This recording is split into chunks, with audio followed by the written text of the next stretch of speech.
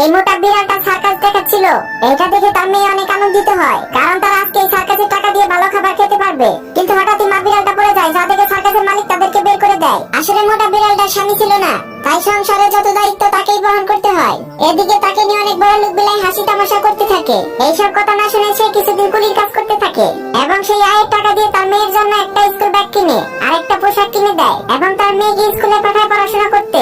বন্ধুরা, এরপরে মা বিড়ালটা তার সন্তানের জন্য যা করলো তা দেখার আগে তোমাদেরকে বলে নেই, তোমরা যদি এই ছেলেটার মতো কোরআন শরীফকে ভালোবেসে থাকো তাহলে এই ভিডিওতে একটা লাইক দিয়ে চ্যানেলটি সাবস্ক্রাইব করে যাবে। এরপরে মা বিড়ালটা স্টেশনের পাশে একটা দোকান দেয়। সেই দোকানের আয়ের টাকা দিয়ে এখন তারা ধীরে ধীরে বড় লোক হতে থাকে। তার মেয়েকে একটা সাইকেলও সে কিনে দেয়। এই মোটা বিড়ালটা সার্কাস দেখাচ্ছিল।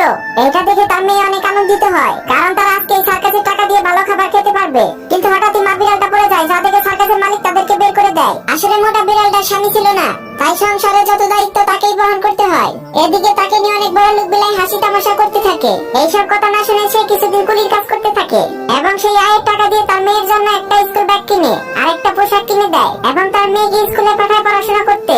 বন্ধুরা, এরপরে মা বিড়ালটা তার সন্তানের জন্য যা করলো তা দেখার আগে তোমাদেরকে বলে নেই, তোমরা যদি এই ছেলেটার মতো কোরআন শরীফকে ভালোবেসে থাকো তাহলে এই ভিডিওতে একটা লাইক দিয়ে চ্যানেলটি সাবস্ক্রাইব করে যাবে। এরপরে মা বিড়ালটা স্টেশনের পাশে একটা দোকান দেয়। সেই দোকানের আয়ের টাকা দিয়ে এখন তারা ধীরে ধীরে বড় লোক হতে থাকে। তার মেয়েকে একটা সাইকেলও সে কিনে দেয়। এই মোটা বিড়ালটা সার্কাস দেখাচ্ছিল।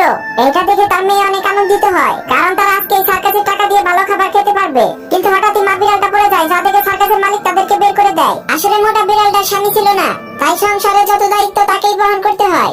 এদিকে তাকে নিয়ে অনেক বড় লোক বিলাই হাসি তামাশা করতে থাকে। এইসব কথা না শুনে সে কিছুদিন কুলির কাজ করতে থাকে এবং সেই আয়ের টাকা দিয়ে তার মেয়ের জন্য একটা স্কুল ব্যাগ কিনে আর একটা পোশাক কিনে দেয় এবং তার মেয়েকে স্কুলে পাঠায় পড়াশোনা করতে।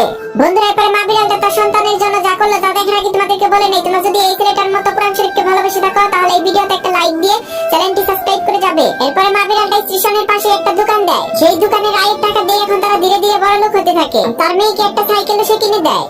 এই মোটা বিড়ালটা সার্কাস দেখাচ্ছিল।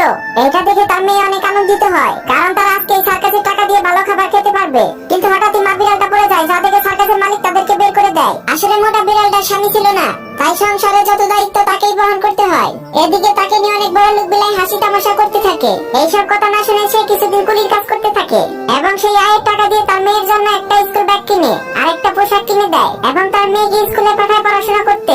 বন্ধুরা, এরপরে মা বিড়ালটা তার সন্তানের জন্য যা করলো তা দেখার আগে তোমাদেরকে বলে নেই, তোমরা যদি এই ছেলেটার মতো কোরআন শরীফকে ভালোবেসে থাকো তাহলে এই ভিডিওতে একটা লাইক দিয়ে চ্যানেলটি সাবস্ক্রাইব করে যাবে। এরপরে মা বিড়ালটা স্টেশনের পাশে একটা দোকান দেয়। সেই দোকানের আয়ের টাকা দিয়ে এখন তারা ধীরে ধীরে বড় লোক হতে থাকে। তার মেয়েকে একটা সাইকেলও সে কিনে দেয়।